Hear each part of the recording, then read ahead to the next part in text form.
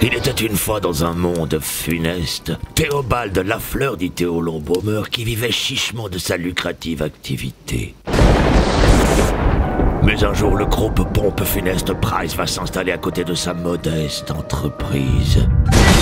Bien que Théo y mettait de la bonne volonté, il ne put rivaliser avec les fracassantes promotions de son concurrent. Deuxième crémation gratuite avec urne en céramique offerte. Et n'eut que le choix de mettre la clé ainsi que sa dignité sous la porte.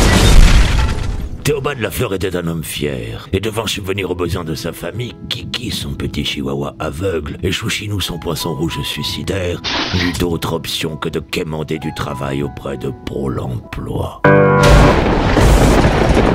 Sa conseillère Monique Latour, 42 ans célibataire, se prit d'affection pour lui. Théobald était un bel homme, et elle avait envie qu'il lui casse les pattes comme une méchante fille qu'elle était les samedis soirs dans les clubs échangistes qu'elle fréquentait, mais pour des raisons professionnelles, lui proposa une reconversion dans le secteur de l'assistance aux personnes. Mais je n'ai jamais côtoyé des gens vivants. Monique Latour referma son dossier en s'imaginant toute nue recouverte de chantilly pendant que Théo lui léchait les lobes auriculaires en lui chantant du Barry White, et dit « Vous pourriez devenir chasseur de tête pour Pôle emploi ?» Chasseur de tête? Mais que pouvait donc bien être ce travail? Il en avait une vague idée compte tenu de ses références, mais quand Monique Latour lui présenta des dossiers avec photos de personnes dont il devait s'occuper, il comprit très vite quelle serait sa mission.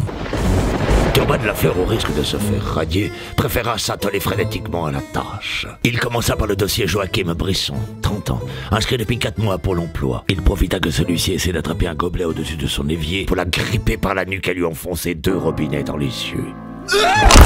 Puis alors que des jets d'eau sortaient de ses oreilles, il lui enfonça le manche d'une pince à spaghetti dans l'omoplate en lui murmurant « Pas le bonjour de Pôle emploi ». Puis vint le tour d'Alicia Le Fût, une jeune mère célibataire inscrite depuis 2 mois à Pôle emploi. Théo décida de la faire façon forestière. Il la suivit alors qu'elle se rendait dans un parc avec son bébé et surgit avec un taille-haie. Il lui sectionna les bras, ce qui fit tomber le bébé.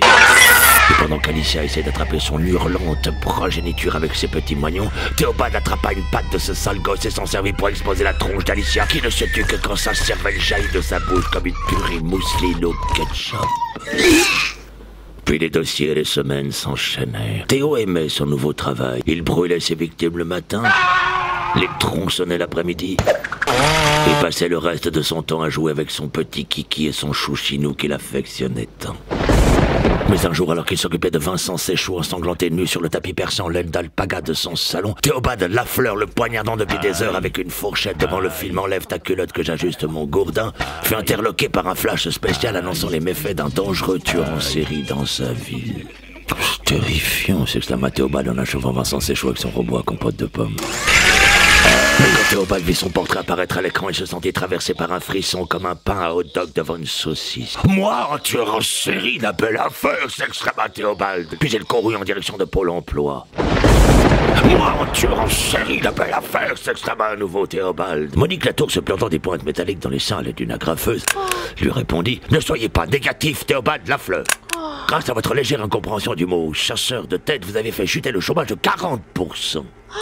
Votre mission était de mettre en relation des chômeurs avec des entreprises, et vous avez orienté ceux-ci vers la mort, ce qui, au vu du marché du travail, est la meilleure des réinsertions. Grâce à vos excellents résultats, le gouvernement va vous recruter. Vous serez affecté au ministère de l'attribution des aides sociales ainsi que des pensions de retraite. Ce fut un honneur de servir à vos côtés. Puis Monique Latour fit tourner ses cheveux au-dessus de sa tête comme une putrelle de pince-fesses d'autoroute belge, mais ceux-ci se prirent dans un ventilateur, ce qui fit exploser sa tête comme un œuf dans un micro-ondes. Théobald Lafleur, recouvert de boue de Monique, ne comprit pas le sens de cette promotion.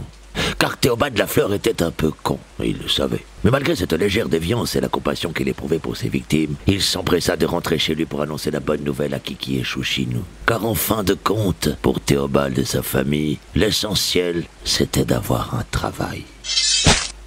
Ainsi se termine l'histoire. Il était une fois Pôle emploi. Bonne nuit, tête de nœud.